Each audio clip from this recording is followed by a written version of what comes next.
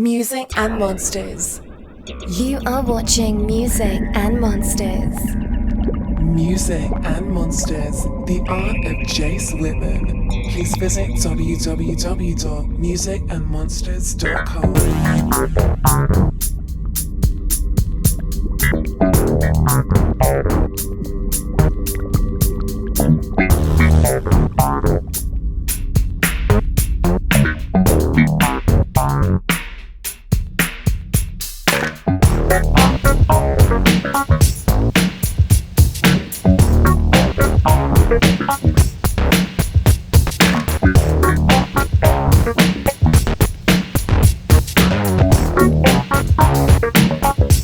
First question, which is you had a great friendship with Forrest J Ackerman, and you spent many moons at the Ackerman Mansion. That's right. What is your favorite memory of your time there, spending time with Forrest? Well, my relationship with Forrest started, like most relationships with Forrest, through the pages of Famous Monsters magazine, which all of us kids in the 50s, 60s, and 70s, and early 80s read.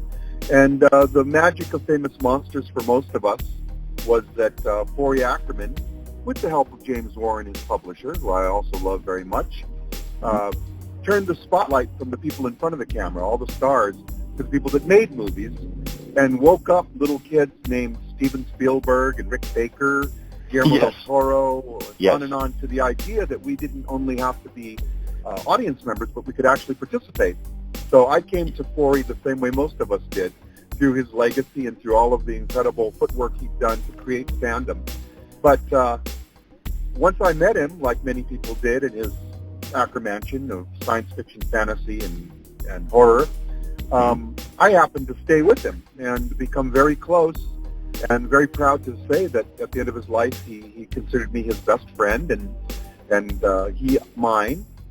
So my most precious memories of Forrest really are around all of the normal stuff. It was really getting to know the man and getting to know where his heart was, and how this magical alchemy of love of fandom and genre translated into his incredible influence. And that was like being let behind the curtain and actually meeting the Wizard of Oz. It was really magical. So my favorite parts were probably more mundane, having dinner with Forrest and talking about, his travels, and talking about, all of the things, the questions that didn't have anything to do with the genre that people never asked him, because he'd had such a long and adventurous life. He was a real interesting guy. So that's my long answer, but my favorite memories were just the really personal, intimate parts of Forrest. I think I've told you that I saw him at one, I think maybe his last public appearance at Monsterpalooza, and he was so frail that I couldn't say anything to him. Like, I was heartbroken. And now, of course, that was, that's just my mistake, because he was still there. I'm sorry that happened. And I saw many people, because Forrest was old, and because when you put a person that's, 93 or so years old into a social situation where it's noisy and there's a lot of stimulus, they're not really equipped to communicate or to really respond.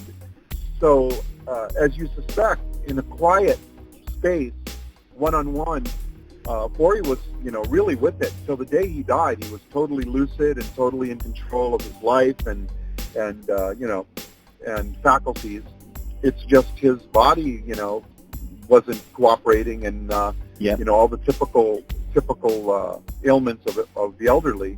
But it was a shame that he lived his life in that world, and at the end, being in that world didn't give the fans the reassurance they would have had if they'd had the luxury, as I and some other close friends did, of spending one-on-one time with him in a quiet place where we could actually communicate. I can imagine, being able to sit in a coffee shop and just ask him about books he likes, movies he likes, that kind of thing. That would have been awesome. On a semi-related note, since we're talking with Forrest, tell me about your favorite horror film. I mean, that's kind of a tough question. That is a tough question for me because, I'm so steeped in classic horror. That's where it started for me. And for a lot of your listeners, classic horror to them will be, Freddy Krueger and Michael Myers. Reanimator. Those characters. But for me, classic horror was Lon Chaney Sr. and Jr. and Boris Karloff, Bela Lugosi, and Carradine, all the old greats. Mind you, I wasn't alive when they were, at their peak, but that's when I was introduced through Famous Monsters to these Universal monster movies that started it all. So I do have a variety of favorite horror movies. So I will fudge and cheat by telling you my favorite classic horror movie is Bride of Frankenstein because it has everything in it. It's artistic, it's scary, it's beautiful, it's touching, it's funny. The makeup and design is outrageously stellar. So that's one. And remember, I grew up in the 70s, so I have a trio of movies that impacted me, and they would be, The Exorcist, The Shining, and Jaws, which I consider a monster movie because Steven Spielberg considers that a monster movie that he made. And then when we get more into modern times, my favorites tend to be the very visceral. I love the new Suspiria. I love Midsommar. I love Mother by Aronofsky. I mean, I like a lot of very, but then I'm jaded. I've seen a lot of stuff, so it takes a lot of innovation and new kind of spins on old themes because I've seen so much to really get under my skin. So I know that's not, confining it to one, but no, that's perfect. Well, it's also an excellent point because you and I think we're similar in age. I'm just about to turn 50, and was born in '70. So I grew up in the heyday where monster movies were on TV 24/7. Well, not 24/7, but on the 5 channels, you could probably find a monster movie every week. I was lucky enough to grow up with some awesome horror hosts in the San Francisco Bay Area. I don't know if you're familiar with Bob Wilkins. Oh yeah. Host of Creature Very Features. Much so. I mean, so he was my. We just at my shop at Profiles in History, where I'm the catalog editor there. We sold the Frankenstein bust with the candle, that you saw on the show all the time. So I love that. With the melted candles, the original one. Wow. Yep. Yeah, the original one. And I know that you growing up in that area probably he was your lifeline to a lot of the culture that we he was my gateway. So I went from there's a weird thing where very young age, growing up in the Bay Area, I was terrified of everything. I was afraid of the dark completely. And it was through Bob that I started to like horror movies because he made it feel safe. Yeah, I get that. He sort of put it in context, right? Because it wasn't just this movie that sort of challenged our young perceptions of reality and scared the hell out of us, but was a grown-up sort of telling us that there was a bigger world of these movies and sort of how they were made in little doses and, giving us a little bit of insight. He would often poke fun at the movies. Not right. like Elvira, but, he was showing stuff like Attack of the Mushroom People, and he would poke fun and have comments about the movie and how awful it was. And so he made it feel safe. And that's where I saw Night of the Living Dead for the first time. And that was not safe at all. Oh, boy. That changed everything.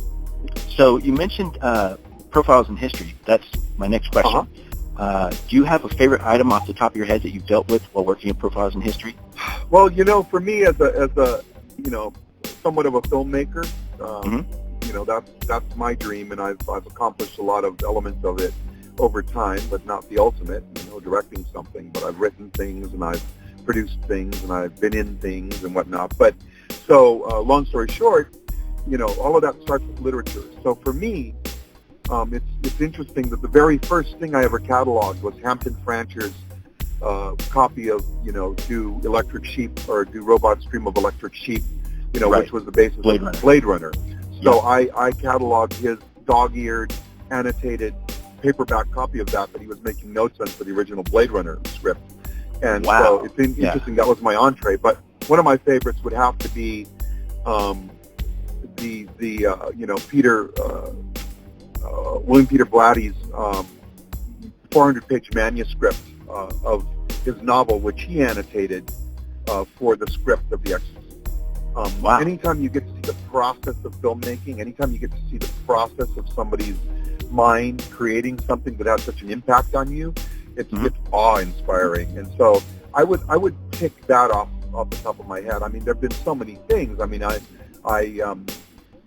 processed, I had Bram Stoker's desk that he wrote Dracula on. I had, Edgar Allan Poe's, wedding ring and a lock of his hair. And I'm happy to say that before those things came to the office at the same time, so I was able to introduce Edgar Allan Poe to Bram Stoker. I put oh, that's awesome. I put Poe's ring on Stoker's desk, so I was able to sort of put them together in a symbolic way that tickled me, Shifting gears, let's talk about music a little bit. That's something I know nothing about. I don't know your musical taste. What was your favorite concert experience? I should preface that by saying a lot of people don't know about my life outside of, I'm sort of a horror host, and I'm a horror person in our community.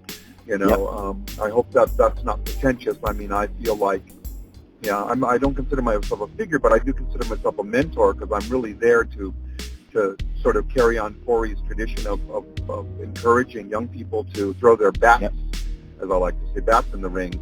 But one of my day jobs, aside from as a writer, is I've been a studio singer for 30 years. So I do have a musical background that a lot of people aren't, aware of.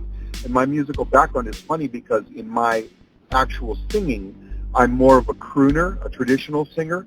I've got one of those voices that sort of, from the days of, Sinatra and Mel Torme and stuff like that. That's the style of singing I do.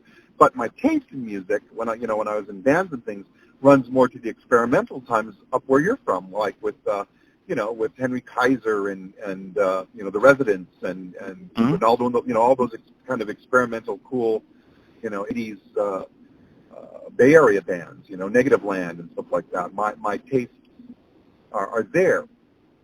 So my favorite concert, I would have to, that's a tough one. I mean, one of my favorite concerts, I don't know if it's strictly a concert or an event, but Laurie Anderson's concert at the Roxy is one of the ones that had the most impact on me, because it was musical and it was highly artistic, and it hit me at a time when I didn't understand how far into the fine art world performance art and music could travel, and it was a revelation to me. Also, being in an audience with Timothy Leary and Lily Tomlin and all these notables who were going there to see her perform with William Burroughs, who read his poetry, it really made me feel like I was a part of this world that I'd only ever seen the edges of and that was on the fringe of. I felt, really connected to it at that moment, and it really inspired me and pushed me into the next level of my inspiration and ambition. So I'll pick Laurie Anderson's "Oh Superman." Wow, cool. You'd mentioned singing and screenwriting. What project are you working on right now that has your creative juices flowing? Well, right now, I've become one of the hosts of Days of the Dead Horror Conventions, which has five shows. They do a show in Charlotte, Vegas, Indianapolis, Chicago, Atlanta. And I had this idea. I thought, I have become so rewarded by trying to champion and inspire young people to participate, that what better thing to do than get people to write? Because that's, for me, where it all starts, and that's what my job is, and it's been so rewarding. So I decided, why don't I partner with Days of the Dead, which has their following in those 5 regions, my friend Nicholas Grabowski from Black Bedsheet Books. Why don't I partner with them and do 5 anthologies a year? What does that do? Well, puts more horror stories into the world for us to love, but also it inspires a whole bunch of people, young people, who maybe have never written before, to submit and be published. And if they get into the book, there's 20 stories in each of the 5 books, and we're going to do, a book a year in each region. The only specs are the story has to be set in the region of the Days of the Dead show. And the second spec is it can't be more than 2,500 words. If you get into the book, you get a free copy, a hard copy of the book. You get to buy as many copies as you want for just $1.50 over cost. You get 20% shared royalty with the rest of the writers. You get free admission to your region's show. You get to do a signing. And it's just, it glamorizes the whole process and gives, young people who either have always dreamt of being published or, would like to try. It gives everybody inspiration to participate. And if you are one of the lucky people, the talented people to get chosen to be in it, it hopefully launches you into the realm of possibility that you can make stuff and that you can be viable and you can be, you can come to a show and see celebrities that you admire, but you can also be admired by people who love your work. So, Exactly. that is my passion project for the moment. Aside from that, I have a number of scripts that I've written. Right now, I'm not trying to make movies. I'm trying to sell scripts. And so I've got a number of those that are making the rounds, and I'm very proud of them. I think my work gets, better. And I think that's what's supposed to happen. If, the last thing you do is supposed to be the best thing you do. So I feel like I'm always progressing, You and I have we both had an interesting 2019. We both experienced health issues. We sure did, yeah. I think you and I came out of it similar in the, well, at least for me, I'm seeing it in you, and I'm looking for it in other people. For me, before my health scare, I was very self-centered. I'm creative, and so by nature self-centered. And a little bit egotistical, a little bit arrogant in my abilities. And then after surviving what I went through, I decided to share as much as I can, to start giving art away and to encourage other people to do it too, to try and help or mentor. And it sounds like you're doing something similar.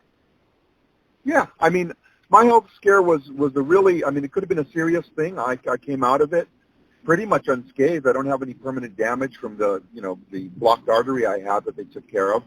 I always, for me it was a little different in that my private life was always about me and trying to achieve because because first of all I feel that that's my purpose, and my public life was really about other people.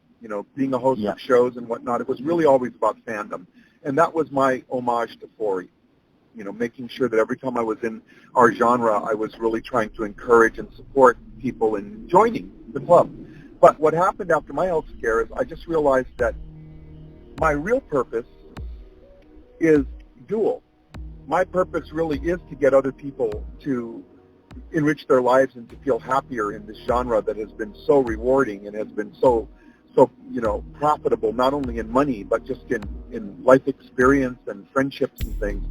So it really gave me a perspective, a clarity on the fact that both of those things are important. Not one, it's not either or.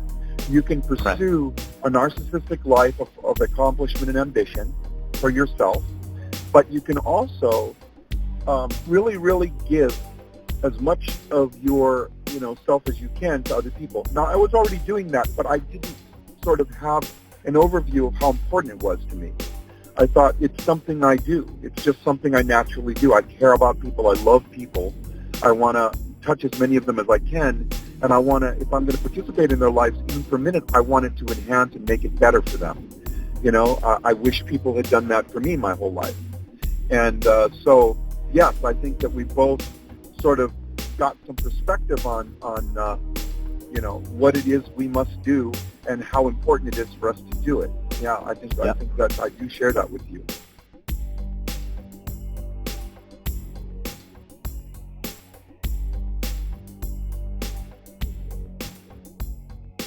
Knowing your love of famous monsters, literature, science fiction, horror movies, I'm assuming you have to love comic books as well. I'll tell you something. I should love comic books, but it's one of those things that I missed the boat on. I didn't get involved in them as a kid. Now, I was incredibly religiously involved in the Warren magazines, which really like heavy metal, the whole graphic. Yeah. Well, eerie, creepy Vampirella. Yeah. Okay, that counts. Which introduced all of those, the great illustrators of the time, from Bernie Wrightson on down. Yeah, Bernie Wrightson, to this world of graphic novelization, which ultimately became what we now today call graphic novels. But it was this enhanced, quality of art and value for finer art. Bernie Wrightson we just said profiles. We sold his wraparound cover for that Frankenstein for almost $1 million. Yeah, so, it's set records. Yeah, that is fine art. You know, that is one of the best examples of line drawing extant. Forget about calling it comics. It is one of the finest examples of line art. That form of art, you know, that exists, bar none. Bernie was Bernie was a hero of mine when I was little. You know, I grew up reading Swamp Thing, and so I didn't discover his work in creepy or eerie. I discovered him in Swamp Thing, and then started seeing his stuff in other places. And just kind of like Forry, he was someone where I saw him. It wasn't that he was frail in health. I saw him at a show, and I was intimidated. You know, I didn't know what to say to him because I adored his work so much. And of course now it's like, oh man, get over it. Yeah, well, you know, Bernie, he was a nice guy. I heard he was a really nice guy. Yeah, he really was, and I, you know, it's bittersweet. You know, I wish he'd been here to see, you know, just what, you know, how far-reaching and how profound his influence was on the industry and on the genre and all of that. And, you know, people really loved him. And I know we sold a bunch of stuff to Frank Darabont, which included a lot of Bernie stuff. And Frank was, you know, this was before Bernie was gone. And Frank was so committed to giving Bernie some of whatever he got for the, I mean, you know, this is a community of people that really do appreciate each other. And you know, people that don't, you know, really nurture that part of it are really missing out on a big part of the genre. And that's another thing I like to encourage at these shows. It's like you're coming to them, you're meeting people. You know, in the old days, I'd go to the Virginia Convention for Famous Monsters, and you know, I'd be sitting on the floor watching, you know, John Landis and Joe Dante go at it, you know, joking and everything. And then the next thing I knew, Forrest would be up there, and I'd look to my left, and Joe and John are sitting cross-legged right next to me. I mean, we're all fans, you know, fans, big or small. When you meet Guillermo del Toro, you realize, you know, he doesn't see a partition between us. Yeah, I mean, he's a great, accomplished director, but he'll give you a big hug, and he wants to talk about the stuff we love. He's no different than us, and it's a great matter of pride to me that we're big or small. We're all such a great family, and you know, I always encourage people to nurture that and to embrace that, because you know, it's really important, and it is really uplifting, and it is still so much harmony and peace in a life that can be full of so much turmoil and so much personal struggle and so much conflict in the regular world. You know, when we all get together, we should take advantage of that opportunity to love the same stuff and talk about the stuff we love together, and, you know, get away from the division and all of that. It really, I've seen it happen in practice, and it's doable. It is, if you just decide it's valuable to you. It's doable. Well, it's something that we both have discussed, you know, behind the scenes of the divisiveness in the horror community. Yep. And I've brought up that it's the same in filmmaking. I've experienced the same thing in the filmmaking community. Same thing in the music community. And so I have my idea of what causes it. What's your idea of what causes that divisiveness? You know, passion without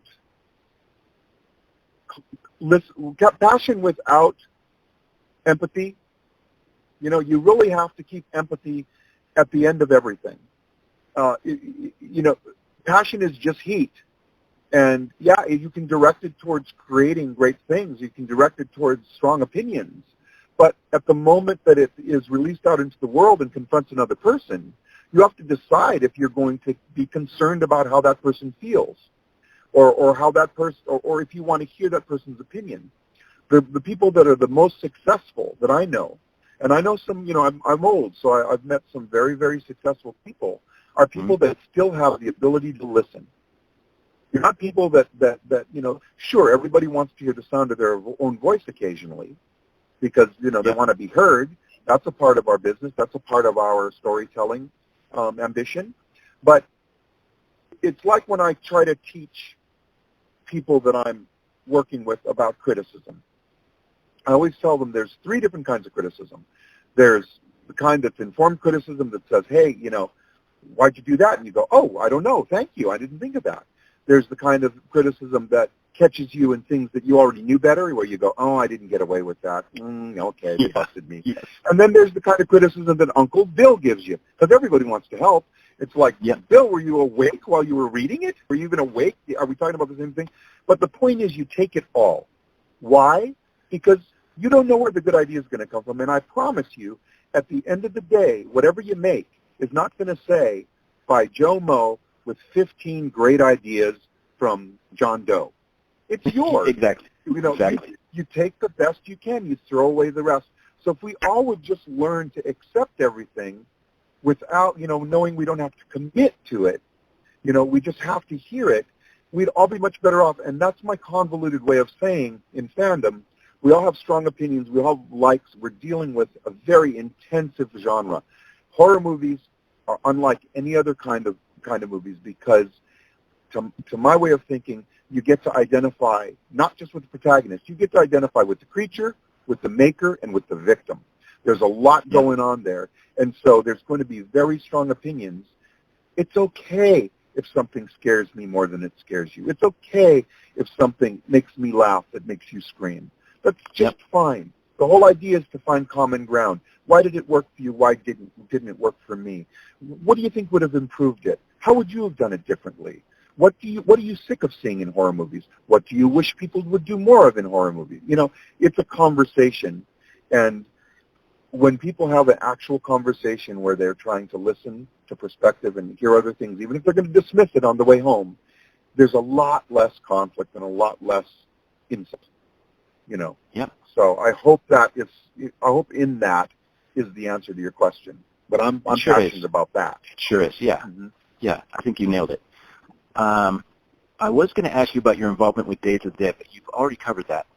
Well, actually, let me ask you a little bit more. So you even said that it's kind of tough to nail what you are for it. It's not that you are the host, or are you the host? I am a host.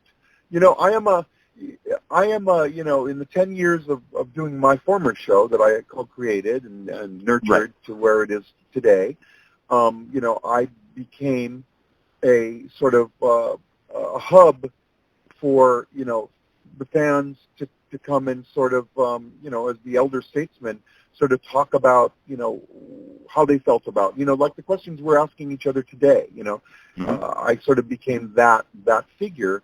And through my encouragement of people to get more involved, I became sort of a figure that was sort of sought after for advice and for support and encouragement and that kind of thing.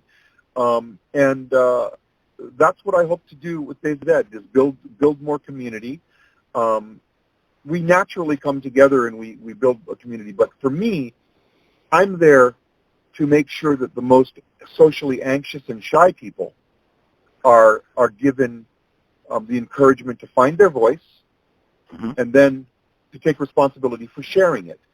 So I'm happy to say that I have a ability, I call it a gift because it's been so rewarding to me, for bringing people together and taking away divisions and encouraging people to give themselves a chance. I mean, even outside the genre, I've encouraged a number of people to sing, and one of them became an opera singer, and one of them is a professional musician, and one of these people end up doing things. I've encouraged people to make movies, and they've come back and said, "Here's my movie," and still encourage a lot of people to write and take them through that process. I just want people to have something aside from what the world gives them. I want people not to have to ask permission to soar when it comes to their own personal creativity and their storytelling. Everybody has a story, and everybody should feel like they're responsible to tell it. And everybody needs to be encouraged by people like me to tell them that we want to hear it. So that's been, along that line, the thing that my realization before was, before when I was more egotistical, I would kind of look down on people trying to do things similar to what I was doing that I didn't feel were at my level. Now, I want to encourage. It's like, can I help you? Can I help you do? Right. What can I do? You'll change lives. You will change lives. Yeah, I want everyone to do it, whether it's drawing or filmmaking or music or this, doing, interviewing people, talking to people. I mean, I'm new to the podcasting thing, although it's been in the planning for years. Just too many irons in the fire. And the funny thing is, it was just trying to find the timing for it. I ended up doing my first one last Friday. Just interviewed one of my best friends, and even in that, I think kind of like this. I mean, I'm learning so much about you. I knew some things about you, but I didn't know that much. With my friends I've known for 30 some odd years, I learned all kinds of things about him in that conversation just based on my freestyle questions and his honesty, which is awesome. So, okay, I'm going to throw you a curveball. You ready? Yep. My favorite actor is Vincent Price. Who is the new Vincent Price? Who would you say in our current field is the new Vincent Price? I have my opinions on that, and I'm just curious if you'll land where I land. The new Vincent Price. That's a really good question. The new Vincent Price. That's not quite a curveball, but it is definitely a loaded question with so much to think about. So let's talk, instead of just me going, let's just talk about who Vincent is to us. Vincent was sort of a sophisticate beyond his talent as an actor. He had a great amount of humor. I would say he was kind of a naturalistic actor. He definitely was himself, sort of in the same way that James Stewart was very naturalistic, and you love James Stewart, so you wanted to see him in every single role. I mean, obviously Vincent played more villains, and he did a beautiful job of that. I mean, I don't think he has the persona of Vincent Price, but I could see. I mean, the thing that comes to mind right away is Gary Oldman. Oh, that's a good one. Actually, that's a really good one. The fact that he can do anything. He could do comedy. He could do drama. He could do music. A well-rounded person. So my pick, which is unconventional, is Tony Todd. Tony Todd has, to me, he has Vincent Price's voice, like very close. His diction is close. He does, and he's a real sophisticated. I just did a show. I don't want to interrupt. No, go ahead. Finish your thought, I did a panel with Tony at Dark Side in Riverside, a new horror show in Riverside, California. I was also a host there at the beautiful Fox Theater. It was 1,400 seat, theater, beautiful. And Tony and I were up on stage. And, it's funny because I introduced Tony. My goal was, we can talk about Candyman a million times, and people will ask the same questions, and probably the fans and the audience know more than we do about the movie, even though you were in it. But here, you have brought the gravitas of a King Lear and Othello to a sympathetic monster, and his face lit up. And we started talking, and instead of talking about horror movies, we got to this beautiful story about how his aunt, who kind of adopted him, took him to the theater and would take him to movies and monster movies. And then afterwards she would make him sit with her and have an ice cream sundae or something and explain to him how these were the morality tales of our day. It was a beautiful story of how, this woman nurtured this creativity and sophisticated, ambition to be part of this in Tony. And now when you mentioned Vincent Price, just having talked to him about his education and his training and everything, that's a really good choice. I also, because for him, I mean, he's a fantastic dramatic actor, and it's like his name attached to a film will make me go. Just kind of like how Vincent Price was. It's like, oh, I need to see that. I think I need to own it, maybe before I even see it. That's it. So, okay, final question. Good question. Thank you. And that's a question I've asked lots of my friends. And I landed on Tony Todd just because I'm such a fan of his. His performance in Night of the Living Dead is, well, I guess that's an easy one because Night of the Living Dead, as you know, is Last Man on Earth, or it's based on I Am Legend Matheson's book. Yes. And I Am Legend is my favorite, or not I Am Legend, Last Man on Earth is my favorite Vincent Price role. And he's he's the anti-hero in that. He's not a villain. He thinks he's doing the right thing. And it's a great role because there's sophistication and torment and everything going on there. Just when I've described it to friends, it's like, yeah, it's Night of the Living Dead, except he's trapped in his house listening to jazz records and getting drunk. It's like, sold. Yep. Okay, so going back to my final question, another weird one. What's a question that you'd like to ask me? Anything you want.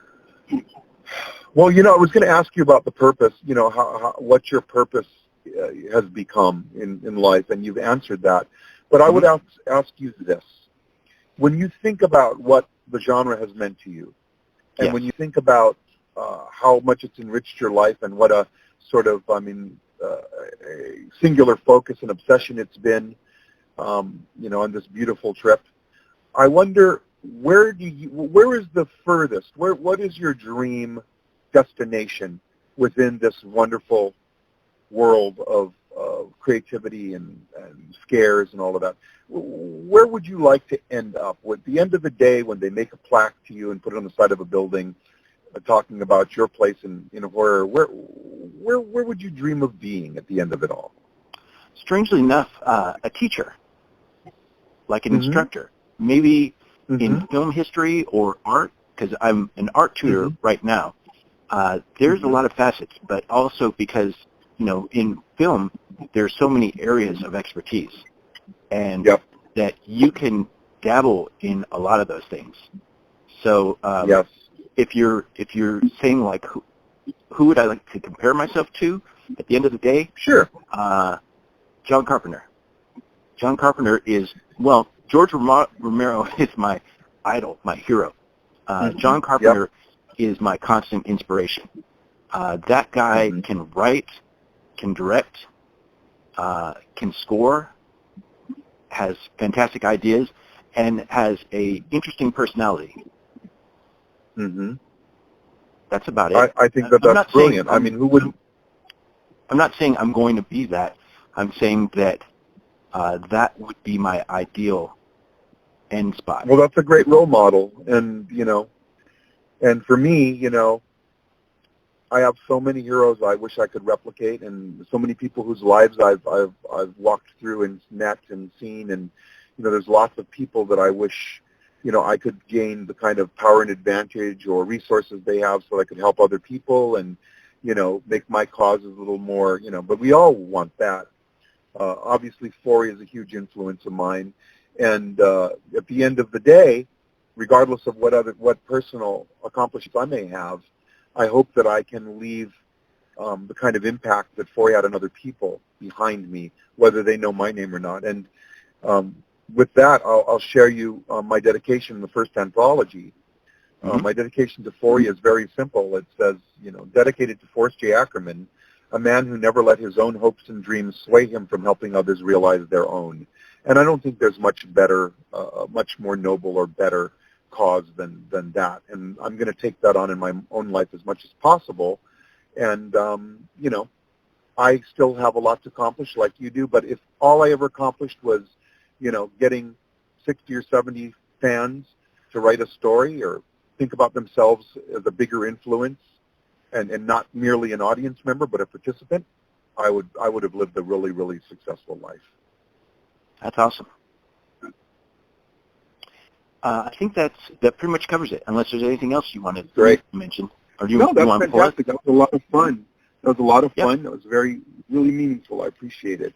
And you talked with me all the way home. I'm home. Actually, all right, off the car. Well, have a great night. Thank you so much. I really appreciate you thinking of me for this. And, I'm here I'm here for you, and I know you are for me. And if there's anything else you want to do or talk about, or as your podcast grows, if I can help you with other guests and people, if you ever want to do if you want to do a three-way call with me and Ogre, if you like Ogre, he's a bestie of mine. We do lots of stuff together, and he'd love that, and I'd love to talk to him about the stuff that we discussed. So just keep that on the back burner. Okay, definitely. All right. And I'll see you at Days of the Dead in Nevada. I can't wait. It's going to be a lot of fun, and I'm looking forward to it.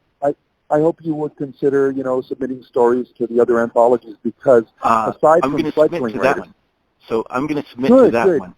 Because we need, it's just as important for those kids to be among accomplished writers and filmmakers and people like you and, Ogre and other people that can contribute. That makes it even fancier when there's recognizable people or people that, are accomplished among the entries and the writers. So that'd be good. Cool. Yeah, I'm there. All right.